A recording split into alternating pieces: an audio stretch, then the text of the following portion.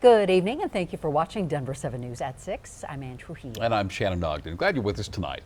Colorado rightly has a bad reputation for car thefts. Our state leads the nation, and we have several metro cities in the top 10 nationally for car thefts. So tonight we have an in-depth look at the issue impacting us all and what's being done to address it.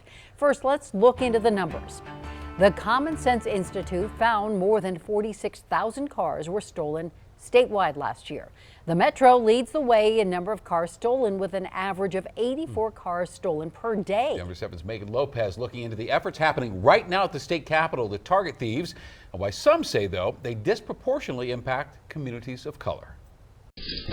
Ricky Lee Hotz couldn't believe her bad luck. I had an attempted break-in where they got into the car and they broke the ignition in the process. An expensive tow, an expensive fix, and just when things were getting back to normal, another attempted break-in of her 2015 Hyundai Sonata right in her apartment complex. Then another. I had someone that kind of walked up, checked the door, walked away. It was the fourth attempt that was successful. I unfortunately ended up having my car completely stolen. Then I just thought, how am I going to get to work? How am I going to get everywhere that I need to pay the bills? It's why she supports a bipartisan bill to make most car thefts a felony regardless of the car's value. A bill. Approximately 40,000 vehicles were stolen in the state of Colorado. That faced its first committee test Monday with support of law enforcement. But the bill does have one important carve-out. Creates a misdemeanor classification for limited circumstances, like when a teenager goes joyriding in grandma's car.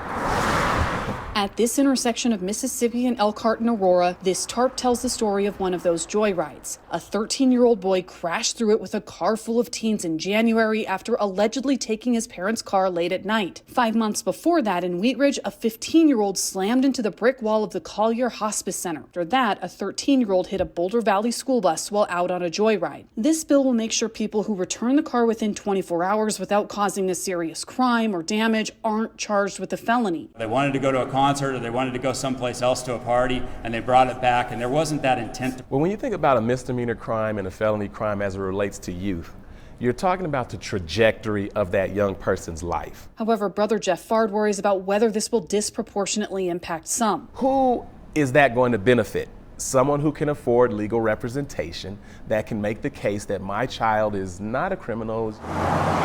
And he says felonizing other car thefts can hurt minorities more. If we think we're going to legislate our way out of these societal issues, we have a long history to prove that that is not the case. Instead, he'd like to see lawmakers go after the root cause of car thefts. Nevertheless, the bill has bipartisan support, and lawmakers hope it will help bring Colorado's car theft numbers down. Megan Lopez, Denver 7. And another stolen vehicle in the metro today. This afternoon in Wheat Ridge, police say a 14-year-old crashed that Penske truck on Kipling near I-70.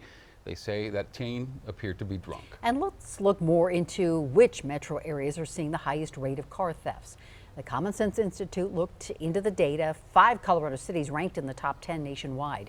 And looking at cities with 100,000 or more residents, Denver ranks 3rd in the country for stolen cars. Aurora comes in at 4th, Pueblo at 5th. Lakewood and Westminster also made the top 10, coming in at numbers 8 and 9.